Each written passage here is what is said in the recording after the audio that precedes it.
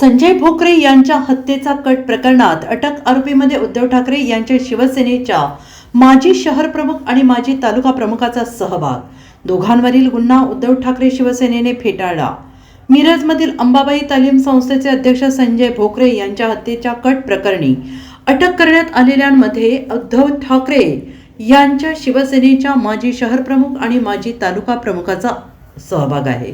विराज बुटाले हा उद्धव सेनेचा शहर प्रमुख आहे, तर गणेश लोखंडे हा पूर्वी तालुका प्रमुख होता। या दोघांवरील गुन्हा उद्धव ठाकरे शिवसेनेने फेटाळला आहे। ठाकरे शिवसेना जिल्हा प्रमुख शंभूराज कटकर यांनी भोकरे आणि त्यांच्या मुलाच्या पोलीस संरक्षणाचा जुना अर्ज प्रलंबित असल्याचे सांगत सरकारने त्यांना तातडीनं वाय किंवा झेड दर्जाचे संरक्षण द्यावे अशी मागणी केली आहे। संबंधित अधिकाऱ्यांची आर्थिक परिस्थिती सक्षम असून उदरनिर्वाहासाठी अशा प्रकारच्या कृत्याची गरज नसल्याचा दावा त्यांनी केला आहे। दोन वेगवेगळ्या प्रकरणांची सांगड घालून हा गुन्हा दाखल करण्यात आल्याचं सांगत अंतिम सत्य न्यायालयात समोर येईलच असं काटकर यांनी म्हटलंय। आरोपी जामिनावर आल्यानंतर पुढील भूमिका ठरवू असंही त्यांनी स्पष्ट केलंय।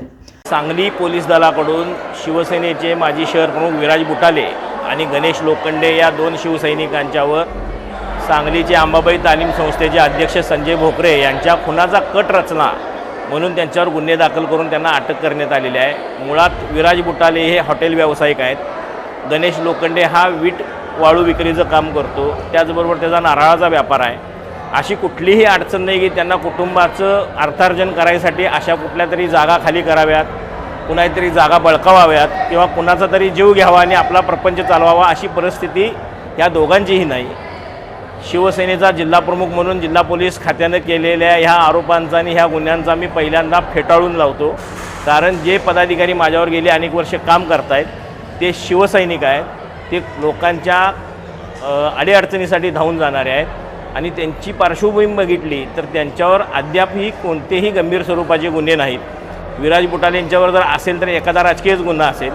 गणेश लोखंडे यांच्यावर किरकोळ मारामारीचे काही गुन्हे आहेत, त्यांच्याकडे जर वेपन प्रशासनाला सापडला असेल तर ते आर्म ॲक्ट खाली अटक करू शकतात।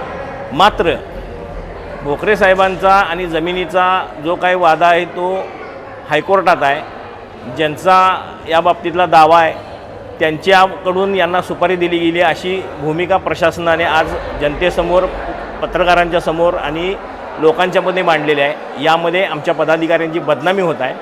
माझी तर भूमिका अशी आहे की यात जर आमचे पदाधिकारी दोषी असतील तर त्यांच्यावर 100% कारवाई झाली पाहिजे।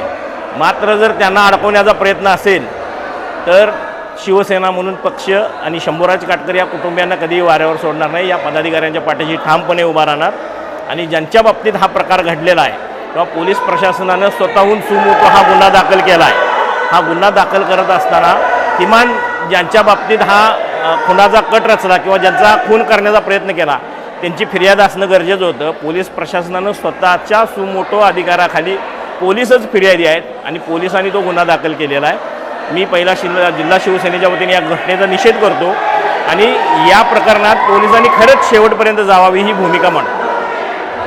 Bureau report SBN Marathi Sangli.